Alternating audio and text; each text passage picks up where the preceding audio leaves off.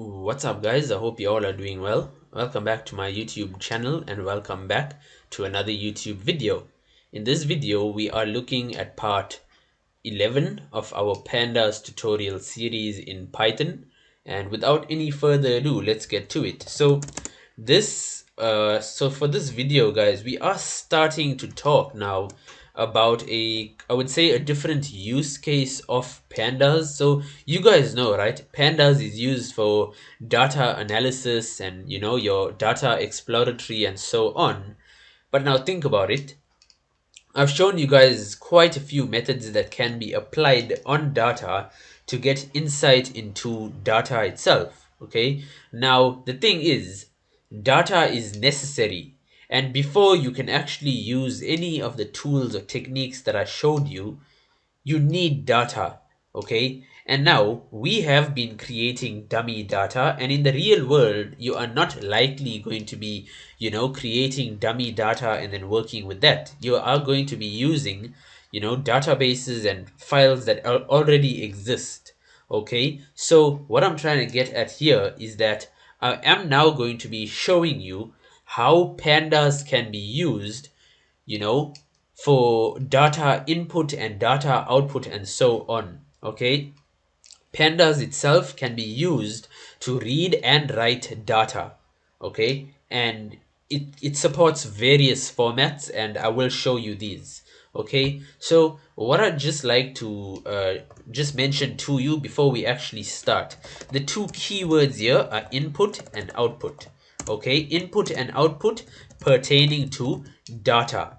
Data it comes in as input, and when pandas writes, it goes out as output. So I just want to tell you that the few main categories that our input and output typically falls into is basically reading text files and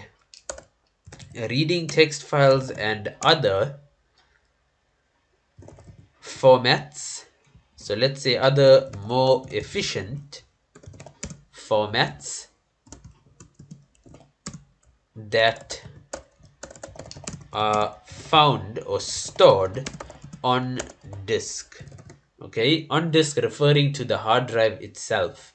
Okay, that's one way. The other way is a common one. It is loading data from databases. That's another way.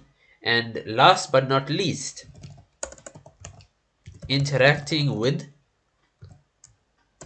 network sources such as web APIs. Okay, so that's another way. That's just to give you a bit of insight, okay, into how the data reading and writing process can occur, from where input data can come as well as output data can go. So databases, hard drives, you can use web APIs and so on. Now, first things first, I should mention there are several methods that exist as part of pandas that are used for the reading and writing process. I cannot go through all with you. I will go through a few and I'll list the balance so you guys can explore that in your own time. So, first things first, what we are working with now, we are going to work with reading and writing data in the text format. Okay, this is what I am going to show you guys now. And just to give you a bit of insight, pandas supports this method called read CSV. You are going to encounter it very frequently, especially this read CSV method. And there's also one that exists, a read table. So this is something you are likely to also encounter, read table. Okay, in terms of I think the most frequent one, it all depends on your job and your task. What do you use pandas for? Okay, so that's fine. Now let's get to it. First things first, right? I'd just like to tell you that for these specific kind of scenarios, questions, we need basically files. Okay, and to make life easy, I am not going to kind of download files from the internet and so on. I want to create the file, and this is going to just give you guys that pure experience of how the reading and writing process takes place, because what we are going to be doing is we are going to create the data file itself, and then we'll read that. So you'll see that I ran the whole script here now, and I ran the whole script because I was lazy to manually go to the file, to the folder in which I'm currently working, the directory. So by running the script, it has brought me to the directory. Now anyway, I will go ahead, I'll clear those variables. What I want you guys to do, go to your working directory, okay? The working directory is basically the folder in which you are currently working with.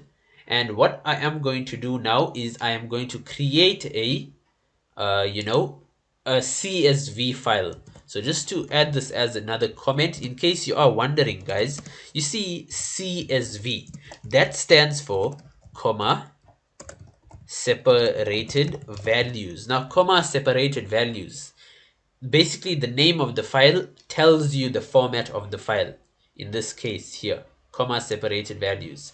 A comma separated values file is a file in which the various values, or we'll call them yeah, let's call them values, are basically separated by commas. So what I'm going to create now is, we are in the new file that we opened up, and we are doing A, B, C, D message.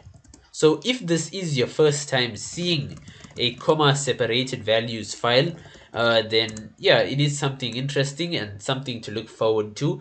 As you will see, I am keeping this file very simple for us because I want you guys to just understand, because I mean, logically speaking, right? If you know how to operate on one CSV file, you kind of know, how to operate on all CSV files, because CSV files are standard. Okay, the only thing that will change in them is the data values, with regards to the data type, or whether you have some missing values or outliers and so on. So 9, 10, 11, 12, and let's do FOO. So this is the file we have. I am saving this file as, so you guys can save yours as anything you like. I'll probably save mine as, maybe let's just call this example CSV, example dot CSV, or let's say example data file, or let's just say example file dot CSV. So you can type CSV and then hit enter. Okay, now excellent. This is the file we have. CSV is an extension to the file. Okay, so that is interesting, and that is why it stands for comma separated values. Once you see the extension of CSV, you know that there's going to be some data points like this, but the point is they all will be separated by commas. Anyway, that's that. Now I want you guys to import pandas as PD, and that's the first and foremost step for this procedure. We need the package itself, and you see, the reason as to why I covered the concept of data frame series, etc., before showing you how to load data is because, you see guys, the read CSV method, the CSV method here that we are going to be using. So what I'll do is create a data frame is equals to PD dot read CSV. The read CSV method by default, when it reads the values in, it stores, this is how pandas operates, guys, it stores the contents of that file in a data frame. And as you know, we already understand how a data frame works and what a data frame is. Now, you guys don't need to stress about all these parameters here. There's several for you to try out if you'd like to, but the only thing you should know for now, since this is a tutorial taking you from beginner to expert, is the first parameter that you are going to pass. So let me show you guys, right? When I call print or data frame is equals to pd.readcsv and I leave the parenthesis blank, I basically get an error. Why? Because there's one compulsory argument that I need to pass. It's the file path or buffer. So file path, it's the path to the file that we want to read into our system memory, okay, RAM. And in this case, we have the file here, example file.csv. So what you guys want to do is, in string format, pass the name of this file. So I'll do absolute path. Okay, so absolute path is there. So in case you are wondering, if you are in Spider as well, I'll just throw in an extra tip. You see, guys, relative path gives it to you from the folder that you are in. Okay, that's the relative path. Since I am in the folder, it just gives me the file name. And absolute path gives the file location to you from the C drive, from your hard disk drive itself. So that's fine. Anyway, print data frame, and now you guys are going to see. Remember, all we did was import pandas. We read this file into our system RAM, and now we want to print the data frame. What is it storing? And as you guys see, this is what we get. Now that's the read CSV method for you. Okay, now what I'd like to show you, as well, you see the flexibility that arises. So no need to create a new cell. I'll do it here as well. Data frame 2 is equals to pd dot read table, and within read table, what you'd like to do is pass the file path, and there's another parameter that I'd like you to play around with. It's sep.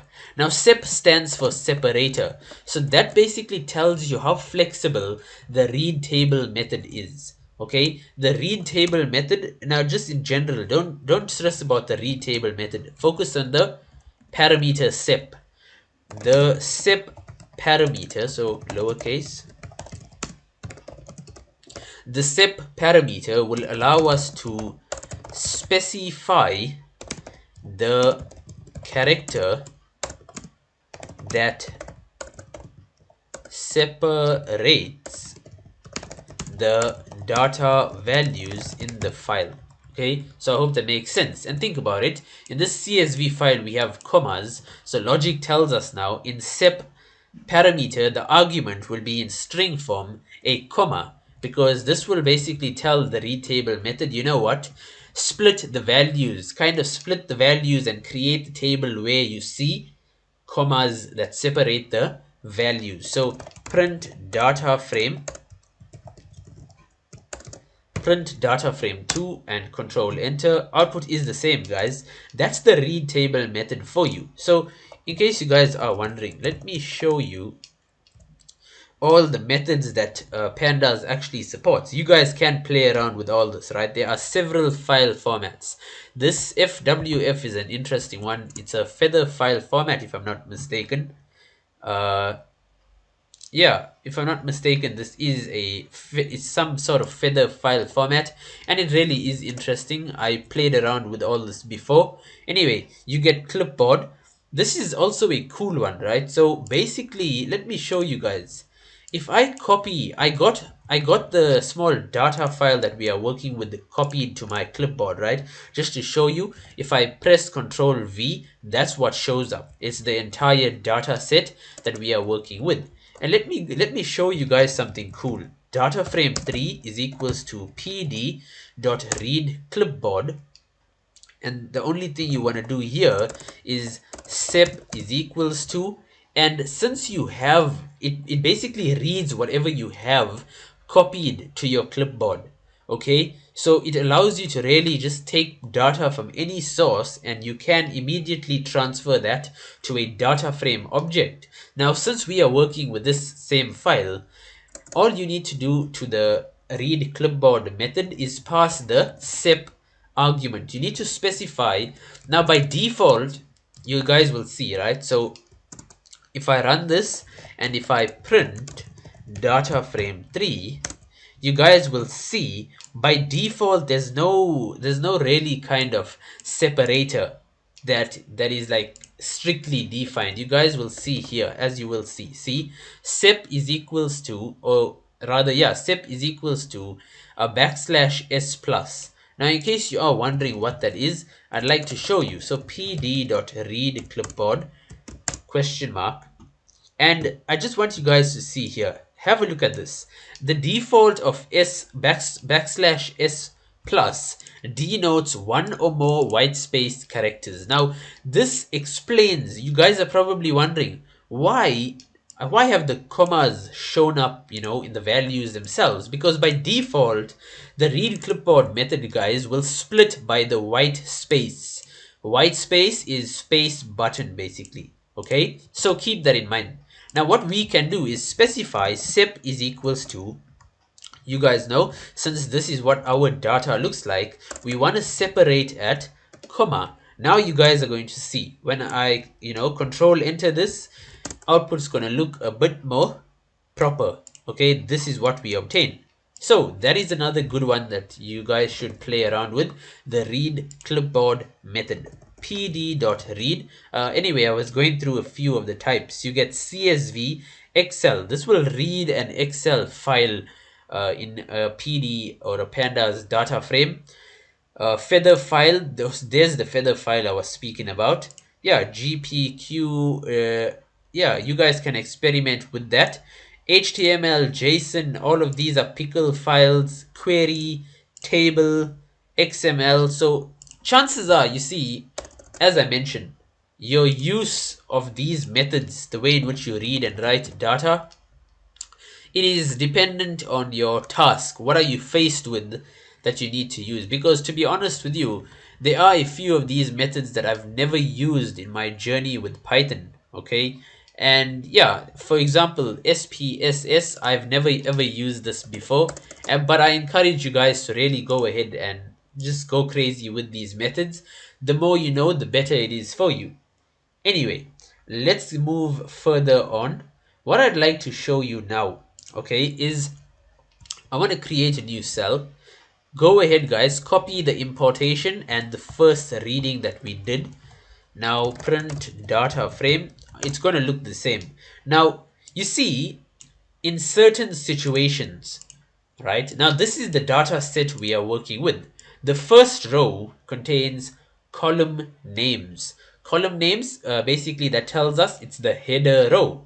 Now, oftentimes, right, it is not always that the first line contains, header rows. What if this little line of text here did not exist? What if, it just started off with the data itself? So let me show you guys something cool, right? What I want to do is, with regards to the read CSV method, there's an option for you.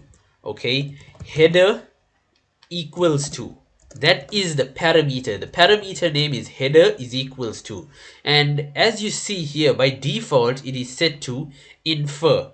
Infer means it is going to just assume that the first line in that data file contains the header row for the data that you are working with. It contains column names. Now let me show you the disadvantages of that behavior. Okay, I took out the header row in the data file that we are working with, so it just starts off with our data. Now I run, and as you guys see, something terrible has happened.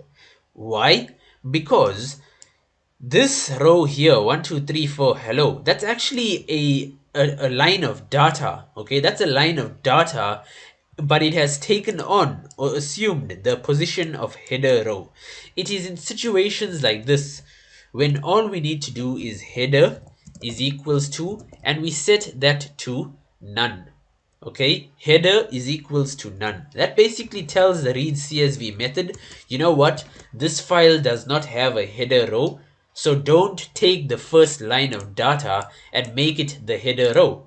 Okay, and let me show you guys. See, now what happens is Python or pandas, it basically assigns the implicit indices of the numericals 0 1 2 3 4, and we see our data is totally fine. We have those three rows that show up.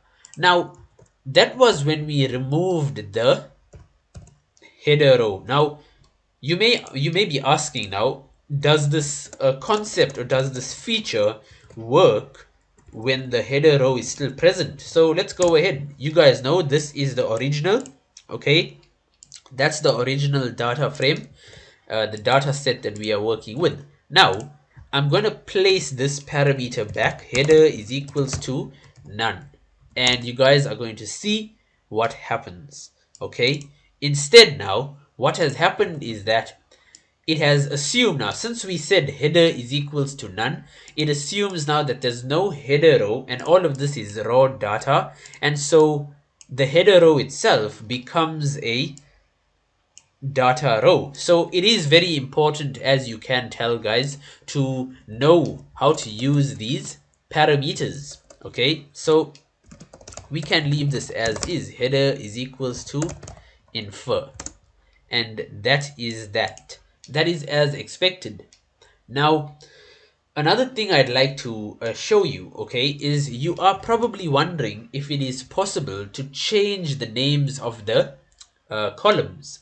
Okay, go ahead guys, copy the same cell of code again. Actually, you know what, it's fine, don't copy this code guys, we will just comment that print statement out. I am going to show you guys now how you'll have the ability to change the names of the columns. Now this is the file that we have. Okay, now what I want to do is I want to take out the first row. Okay, I'm taking out the header row of information. Now just to give you guys a bit of insight, this is the this is the data frame we are working with, and I'm going to change infer to header equals none because we just took out the header row. Now you'll see 0, 1, 2, 3 and 4 are the names given to our columns. Now that's not feasible if we were to perform some sort of operations using these column names. It is not entirely clear, 0, 1, 2, 3, 4. That is not how things work. So we need to provide some column names that we can work with. So what we'll do is we'll keep header is equals to none, and I'd like to do names is equals to, this is another parameter guys that is powerful. So names is equals to, and basically according to the number of columns you have in the data frame, you'd be required to pass a name that you'd like to use for each column. So let's do this. Let's do A, let's do B, C, D, last but not least, let's do message. Okay, so let me uncomment this print statement, and as you guys see, this is what we have. So there's a comma showing up in B, that's because of my typing, but this is what we get, A, B, C, D, message. So you guys can now see how in situations where you do not have a header row, just in the read CSV method itself, using the names parameter, you'd have the ability to provide the column names that you'd like to work with for that data frame. Okay, now that is totally fine. You may be asking now, is it possible to actually, change the index of the data frame itself? Now, the answer to that is yes, it is. It is possible to change the index of the data frame. Now, you see, this is what we have currently. Okay, that's what we are working with. Now, what I'd like to do for this new cell, or actually, yeah, I think I will just leave it in the same cell. Again, I'd like you guys to follow along with me. What we are doing now, I want to create a new data frame, call it data frame 2 is equals to pd.readcsv. Go ahead, pass the file path. It's the exact same file that we have been using. It's just that now it will be stored in data frame 2. Now, what I want to show you guys is the flexibility of the read CSV method. So actually guys, go ahead, create a new cell for me and import pandas as pd. Now print data frame 2. You guys are going to see there is no header row, so we need to sort that out again.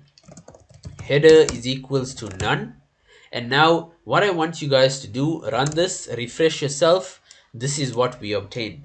But now the thing is, I want to manually set or pass column names to the data frame. So what I'll do is names is equals to A, let me put a small lowercase, A, B, C, D, message, that's names, and now we'll do names is equals to names. You guys can call this array anything you want, okay? I'm just showing you the flexibility, and you guys see this is what we obtain. Now in the first example up here in this cell here, we pass names, the direct list of values. Now I'm just showing you the flexibility that this is all object orientation concepts. You can set the array up here or declare your array there, and then you can pass the array here. It is the exact same thing. Preference is all yours, okay? Now that's fine. Now the question is, what if I want to make, you see, this last column, message hello world foo, that would be a very nice index to use for the rows of data in our data frame. So instead of having 0, 1, 2 as the indices here, we can make the indice names hello, world, and foo. And the name of the index column can be message. So I hope you guys are with me on this. We learned in the previous videos how we can name the index column and name the header row. It's the exact same concept. Now what we'll do is we are using a column from the data frame to name the index column. Okay, name the indexer column. What we'll do is, using this parameter, as you see it popped up on the screen, index col is equals to, and pass the name of the column in string format that you'd like to use as the column as the names for the indexer column.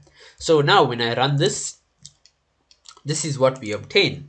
The data frame has went from a 5-column data frame to a 4-column data frame. The fourth or the last column has actually been transformed into the indices of the rows themselves. Okay, so that is all cool. What I'd like to show you now is, you see guys, oftentimes, right, you'd maybe want to form some sort of hierarchical representation of a data frame. Now if you understand what I'm saying, that's fine. If you don't stress. I am going to demonstrate to you. You guys know sometimes, the data files that we work with, they sometimes get grouped. So let me leave the other file open. So example file is here. I create another data file that we're going to work with. I'll call this example file 2.csv. Go ahead guys, create this with me. Key 1, key 2. Let's do value 1 and value 2. Okay, so there we have value 2. Now let's populate this data set or this data file with values. So let's do, for the first row, let's do 1, A, 1, 2. So I am keeping it simple guys. What I'd like you to do now is copy that first line of data and paste it 3 more times. So you should have 1 showing up 4 times. Okay, and now I want you guys to change A, and then we'll have B, C, and D. And the numbers, just make them the basically add 1. So 1, 2, this should be 3 and 4. Then we'll have 5 and 6, 7 and 8. Okay, that's fine. Now I want you guys to create another different kind of row. We'll have 2, and then we'll repeat. So we'll have A. Now for the numbers, keep them going. So 9, 10, we'll have, copy the row that we just created guys. So we'll have A, then we'll have B, C, and D. For numbers, we have 9, 10, this should be 11, that should be 12, this should be 14 and 16, 13 and 15. And that is what we have. Now save this file guys. I'll save mine as I mentioned, example file 2.csv, and I should be good to go. Now I hope you guys are doing this with me, and it'll enable you to greatly grasp the concepts on a higher level. So what I'd like us to do now, you see, as I was explaining, sometimes the data needs to be kind of worked with in a sort of hierarchical sort of structure. Okay, so to give you guys insight, import pandas as PD, and I want to read now data frame is equals to PD dot read CSV, and I'll pass the absolute path to the file that we just created. And now when I print data frame object to the screen, this is what we obtain. Okay, that's as expected. Now, you see, talking about this again, okay, the thing is, this can, I'm pretty sure this can be represented in a much more readable way to the user, to the data scientist or data analyst, right? Now you see, guys, how we do this is using the index call, which we just used above here. You have the ability to specify more than one column, which basically means now, so let me pull up the data frame that we had. You see here we have one level of indices, one level of indexer column. Now you can have multiple levels of the indexer column, and this makes your data so much more easier to work with. Okay, think of it as grouping, guys. That's really what I want you to think of it as. Think of it as grouping your data based on the indices, okay, the indexer column. So let me show you guys what I mean. Remember, this is what we have. Now what we are doing is, think about it, based on the data that we see here, okay, 1 appears so many times, 2 appears so many times, A, B, C, D are kind of repeated values. Okay, so let me show you what we can do. Okay, guys, so the data frame that we have is this, right? And now I want to show you guys exactly how we can create a sort of hierarchy based on any two columns in the data frame itself. So let me show you how this works. So what you'll do is index col is equals to, and the default way in which we have been doing things so far is, you know, providing the name of the column. So we'd give key1, and this would create, or this would cause key1 to become the indexer column for the data frame. Now, the whole point of this session or this example is to show you how you can create a hierarchy. And the way in which you do that is, you see, guys, once we shift one column to become you know, the index column for the table or data frame, now the order of columns or the index position is 1, 2, and 3, and we want to indent or hierarchy or create a sort of hierarchy on key 2 column as well. So what you do is you'd pass the numerical you know, position of the column. So in our case it will be column 1. Now you guys are going to see that key 2 is also going to get shifted to become the innermost indexer column for the data frame that we are working with. So when I run this, as you guys see, this is what we obtain, and you guys can tell that this really makes life very, very easy for a, you know, data scientist or data analyst. So this is what we have for the concept of kind of creating a hierarchical data frame based on indexer columns. So that's what we have. Now we have covered a lot of interesting concepts in this video, guys. I am going to end the video here, and we will take it further in the next video onwards. So thanks so much for watching, guys. Thanks for staying till the end of the video. Good luck with your work, and I will see you in the next YouTube video.